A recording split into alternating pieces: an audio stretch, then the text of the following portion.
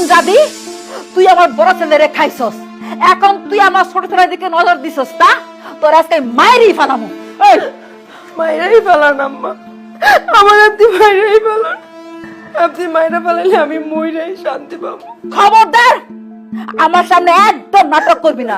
তুই কি মনে করছস নাটক কইরা কাইন্দা ঢং করে কথা কইলে তোর লেগে আমার মায়া লাগবো? হ্যাঁ, তোর লেগে আমার জীবনও মায়া লাগবে। তোর মায়েরই ফেলাম, মেরে ফেলাম। আরে মা, কি শুরু করলে তুমি?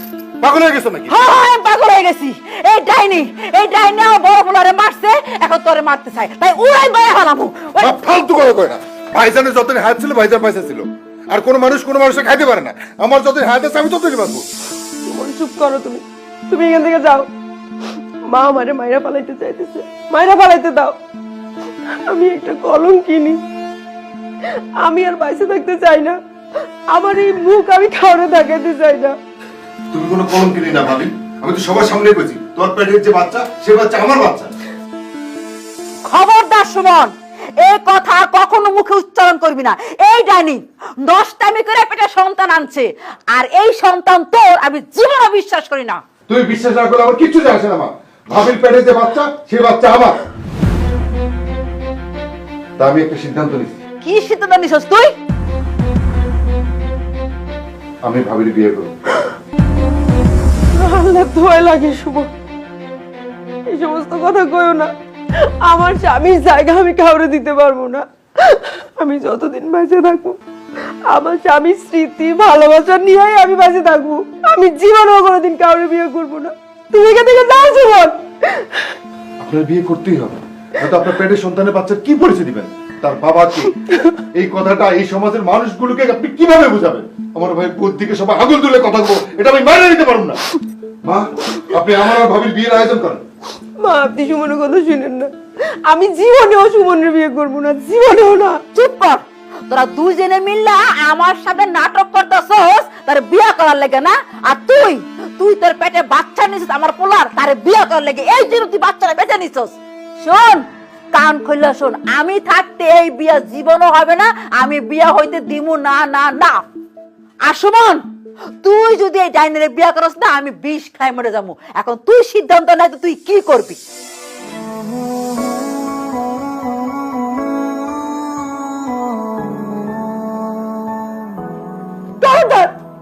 তুমি আমার স্পর্শ করবে না, যাও এখান থেকে।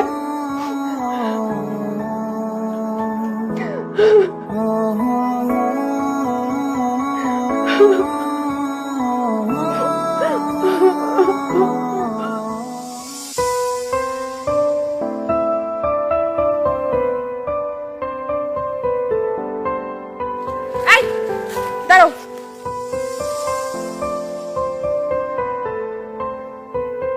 এভাবে আমার দিকে তাকায় আছে কেন?